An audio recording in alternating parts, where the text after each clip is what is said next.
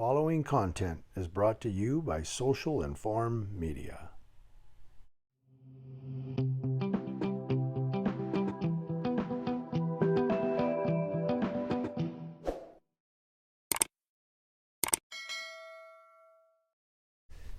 This story comes to us from RGJ.com. RGJ would be the Reno Gazette-Journal. We're going to Carson City, Nevada. You know, if you're going to let your children ride the school bus, you should probably go down and meet with the school bus driver just to see what kind of person is driving your children. Not just, well, you're going to ride the bus to school today, Johnny. Here it is. Hi, dude. Go. No, you better sit down and talk with them. So I've heard a lot of horror stories about bus drivers. This one, really bad. On a dare, a 9-year-old boy flipped off the man driving a gray pickup behind his school bus on Wednesday. That's a kid thing. Hey, flip that guy off. That's a dare. That's a kid thing. You know, the truck driver the guy in the truck should have went, or I would have laughed. I'd have been like, this kid, man. 9-year-old.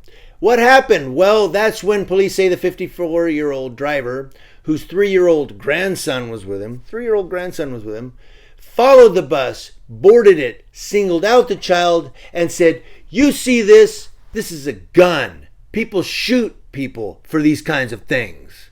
Said that to a 9-year-old. And the school bus driver let him do it, according to the Carson City Sheriff's Office.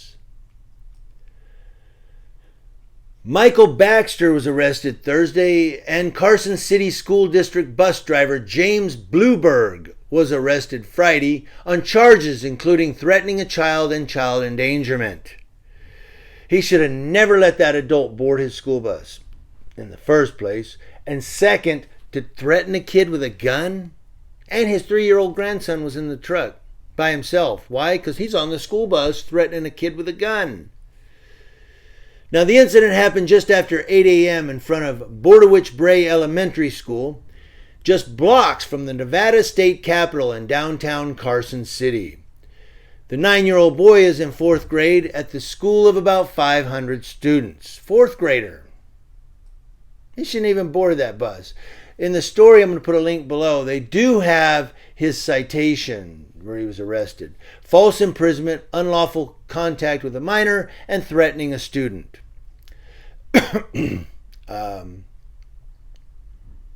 I can't see from here if they're felonies or misdemeanors.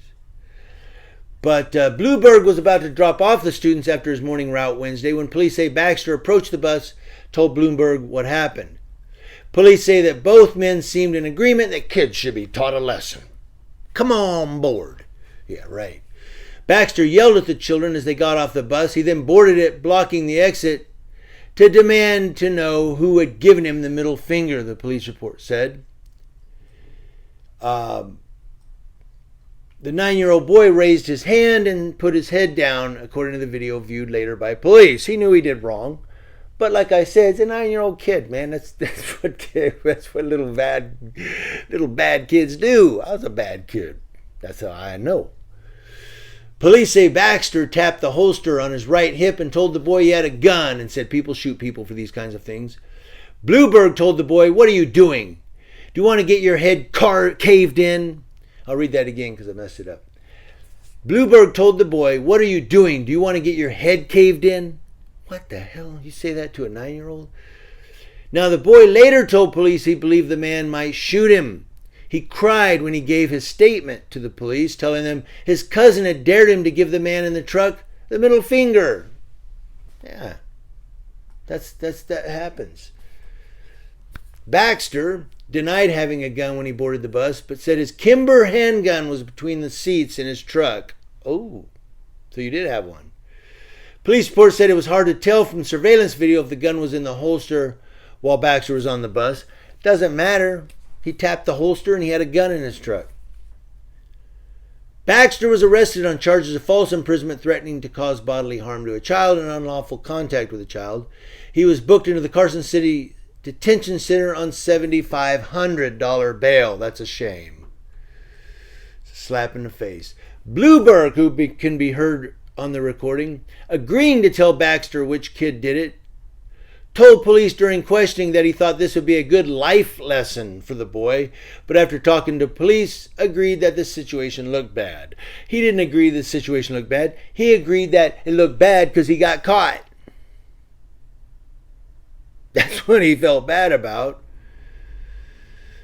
Now, Blueberg said he knew Baxter from when their sons played youth football. He told police he did not know Baxter might have had a gun. Doesn't matter. He let him board his bus. Nobody comes on my bus. If you're a parent, I'll have your child step off the bus. And if the guy started yelling at the kid, whoa, you need to contact his parents. You're the bus driver, dude. You left your brains on the seat. When he left the sheriff's office, Blueberg told the officer he would never drive a bus again. Good for you. But you know what? You're right. You're never going to drive a school bus there again. He was arrested Friday night and charged. There you go. So before your kid boards that school bus, you better the hell know who's driving.